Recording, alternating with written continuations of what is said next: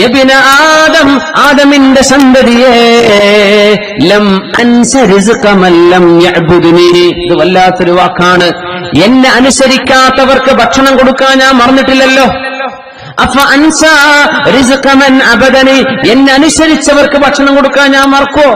എന്നെ അനുസരിക്കാത്തവർക്ക് ഞാനിത് കൊടുക്കുന്നുണ്ടല്ലോ. 5 നേരത്തെ ഭക്ഷണം, അതിലേറെയും ഞാൻ കൊടുത്തിട്ടുണ്ടല്ലോ, കൊടുക്കുന്നുണ്ടല്ലോ. അല്ലാഹു ഇല്ല എന്ന് പറയുന്ന നിരീശ്വരവാദിക്കും ബഹുദൈവങ്ങളെ വിശ്വസിക്കുന്നവർക്കും ഒരു പടച്ചോനില്ല എന്ന് പറയുന്നവർക്കുമൊക്കെ, കുഫറും ശിർക്കും ചെയ്യുന്നവർക്കൊക്കെ ഞാനിത് കൊടുക്കുന്നുണ്ടല്ലോ, ഭക്ഷണം നൽകുന്നുവല്ലോ. പിന്നെ എന്നെ അനുസരിക്കുന്ന നിന്നെ ഞാൻ എങ്ങനെ മറക്കാനാണ്? യബ്ന ആദം, ആദമിന്റെ സന്തതിയെ, ലാ തസ്അൽനി റിസ്ഖ ഗദിൻ, നാളത്തെ ഭക്ഷണം ഇന്ന് വേണമെന്ന് നീ എന്നോട് ചോദിക്കരുത് കേട്ടോ. ഇന്നത്തേത് ഞാൻ ഏറ്റെടുത്തിട്ടുണ്ട്, നാളത്തേത് ഇന്ന് തന്നെ വേണമെന്ന് ചോദിക്കല്ല. അള്ളാഹു ചിലർക്ക് കൊല്ലങ്ങളോളം തിന്നാനുള്ളത് കൊടുത്തേക്കാം. പക്ഷേ പടച്ചോനെ, നാളത്തെ ചോറിന് ഒപ്പായിട്ടില്ലല്ലോ, തരണേ ചോദിക്കണ്ട. അത് നാളെ നേരം വിളിക്കുമ്പോൾ അള്ളാഹ് തരും. എന്റെ കാരണം എന്നറിയോ? നാളത്തെ ഇബാദത്ത് ഇന്ന് തന്നെ വേണമെന്ന് ഞാൻ നിന്നോടും ചോദിച്ചിട്ടില്ലല്ലോ. നാളത്തെ ദുഹൂർ അഡ്വാൻസ് ഇപ്പൊ നിസ്കരിക്കണോ? വേണ്ട വേണ്ട, അത് നാളെ ദുഹൂർ സമയം നിനക്ക് ആയുസുണ്ടെങ്കിൽ നിസ്കരിച്ചാൽ മതി. നാളത്തെ നിസ്കാരം, നാളത്തെ നോമ്പ്, നാളത്തെ കർമ്മം ഇന്ന് വേണമെന്ന് ഞാൻ ചോദിച്ചില്ലല്ലോ. ഇന്നത്തെ റിസ്ക് ഞാൻ ഏറ്റെടുത്തിട്ടുണ്ട്. നാളത്തേത് ഞാൻ നിനക്ക് തന്നെന്ന് വരും, തന്നില്ല എന്ന് വരും. പക്ഷേ നാളത്തേത് നീ എന്നോട് ചോദിക്കണ്ട, ഇന്നത്തേത് ഞാൻ ഏറ്റെടുത്തിട്ടുണ്ട്. ഇനി എന്തിനാ ടെൻഷൻ അടിക്കണത്? എന്തിനാ മനുഷ്യൻ അസ്വസ്ഥനായി ഓടുന്നത്? എന്തിനാണ് അസൂയ? എന്തിനാണ് പക? എന്തിനാണ് മനുഷ്യൻ അങ്ങോട്ടും ഇങ്ങോട്ടും കടിച്ചു കീറുന്നത്? ഇതാണ് ലോകം.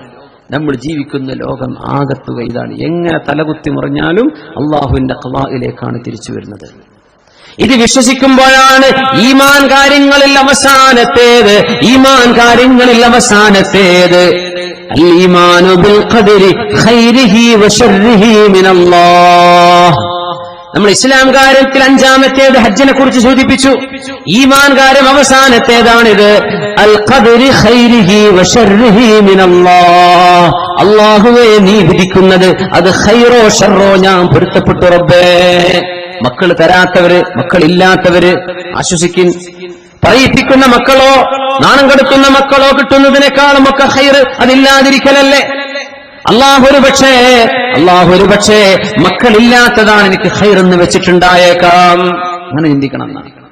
മക്കളുള്ളവർ അൽഹംദുലില്ലാഹ്, മക്കൾക്ക് അസുഖമുണ്ട്, സാരമില്ല, അള്ളാഹുവിന്റെ വിധിയാണ്, ഞാൻ ക്ഷമിച്ചു പടച്ചവനെ. മക്കൾക്ക് ആരോഗ്യമുണ്ട്, അൽഹംദുലില്ലാഹ്, നിലനിർത്തി കൊടുക്കല്ല. അസുഖമുള്ളവർക്ക് ശിഫ കൊടുക്കല്ല. പക്ഷേ നീ തന്നതിലെല്ലാം ഞാൻ പൊരുത്തപ്പെട്ടു അല്ലാഹ്. എന്റെ ജീവിതം നിന്റെ പൊരുത്തമാണ്. ഞാൻ ജീവിക്കുന്നത് നിനക്ക് വേണ്ടിയാണ്. ഖലഖതുക ലിൽ ഇബാദത്തി ഫലാ തൽഹു, നീ കളിച്ചു ചിരിച്ചു നടന്ന് ജീവിതം തീർക്കല്ല. വഖസംതു ലക റിസ്ഖക ഫലാ തതഅബ്, നിന്റെ റിസ്ക് ഞാൻ ഏറ്റെടുത്തിട്ടുണ്ട്, നീ ടെൻഷൻ അടിക്കല്ല.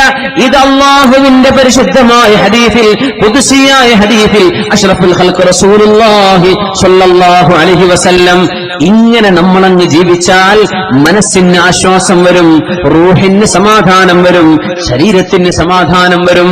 എല്ലാറ്റിലും അല്ലാഹുവിനെ ഓർക്കുന്ന അവസ്ഥ, എല്ലാറ്റിലും. പിന്നെ എങ്ങനെ നമ്മൾ തിന്മ ചെയ്യുന്നത്? എങ്ങനെയാ പാപങ്ങളിലേക്ക് പോകുന്നത്? ഇങ്ങനത്തെ ഒരു റബ്ബിനെ എങ്ങനെയാണ് ധിക്കരിക്കുന്നത്? കഴിയില്ലല്ലോ. വമൻ അഅറദ അൻ ദിക്രി ഫഇന്ന ലഹു മഈശതൻ ളൻകാ.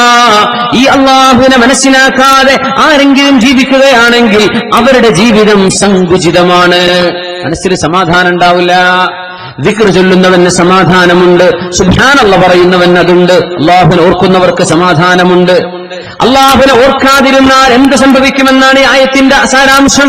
അതുകൂടെ പറഞ്ഞ് നമുക്ക് ചർച്ച അവസാനിപ്പിക്കാം. വനഹ്ശുറുഹു യൗമൽ ഖിയാമത്തി അഅമാ. നാളെ പരലോകത്തേക്ക് വരുമ്പോൾ ഭൂമിയിൽ എങ്ങനെയാണ് ജീവിച്ചത് എന്ന് നാളെ കാണാൻ പറ്റും. പരലോകത്തേക്ക് വരുമ്പോ അവിടെ വരുന്നവരുടെ കോലം കണ്ടാൽ മനസ്സിലാവും ഭൂമിയിൽ ജീവിച്ചത് എങ്ങനെയാണ് എന്ന്. അല്ലാഹു ആ നേരത്ത് നമ്മളോടൊക്കെ റഹ്മത്ത് ചെയ്യട്ടെ. അന്ന് വരുന്നവരുടെ വരവ് കണ്ടാൽ മനസ്സിലാകും ഇവൻ മുഅ്മിനാണോ അതോ ഫാസിഖാണോ മുദ്നിബാണോ അവൻ കാഫിറാണോ മുനാഫിഖാണോ ഇതൊക്കെ വരവ് മനസ്സിലാവുന്ന ബോർഡൊക്കെ ഉണ്ട്, ആവശ്യമില്ല. നാളെ പരലോകത്ത് അങ്ങനെയാണ്.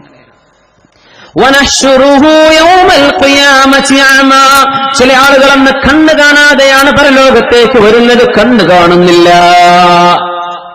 ആലോചിക്കേ, ഖബറിന്ന് എഴുന്നേറ്റിരിക്കുക, ഇവിടുന്ന് തന്നെ കണ്ണ് ചിമ്മിട്ട് വീട്ടിൽ പോകാൻ പറ്റുമോ? ഒന്ന് കണ്ണ് ചിമ്മി വീട്ടിൽ നടന്നു നോക്കി, ഇപ്പൊ മനസ്സിലാവും ഒരു അന്ധനായ ഒരു മനുഷ്യൻ അനുഭവിക്കുന്ന വിഷമം എത്രയാണെന്ന്. ആരുടെയെങ്കിലും ഹബീബ ചൈനിയെ ഏറ്റവും പ്രിയപ്പെട്ട രണ്ടെണ്ണത്തെ അള്ളാഹു പിടിച്ചുകൊണ്ടുപോയാൽ, കണ്ണിന് അള്ളാഹു എടുത്തുകൊണ്ടുപോയാൽ, കണ്ണിന്റെ കാഴ്ച അള്ളാഹു എടുത്തുകൊണ്ടുപോയാൽ അതിന് പകരം സ്വർഗമാണെന്ന് റസൂലുള്ളാഹി സ്വല്ലല്ലാഹു അലൈഹി വസല്ലം. കണ്ണിന്റെ കാഴ്ച പോകുന്നവർ ഷുഗറിന്റെ അസുഖം കൊണ്ടോ മറ്റോ കാഴ്ച നഷ്ടപ്പെടുന്നത്, അള്ളാഹു അങ്ങനെ ഒരു പരീക്ഷണം കൊടുത്താൽ അതിന് പകരം സ്വർഗമുണ്ടെന്ന് റസൂലുള്ളാഹി സ്വല്ലല്ലാഹു അലൈഹി വസല്ലം. വനഹ്ശുറുഹു യൗമൽ ഖിയാമത്തി അഅമാ, നാളെ പരലോകത്തവർ വരുന്നത് അന്ധന്മാരായിട്ടാണ്, കണ്ണ് കാണാത്തവർ. ഖാല, മനുഷ്യൻ പറയും, റബ്ബി, എന്റെ റബ്ബേ.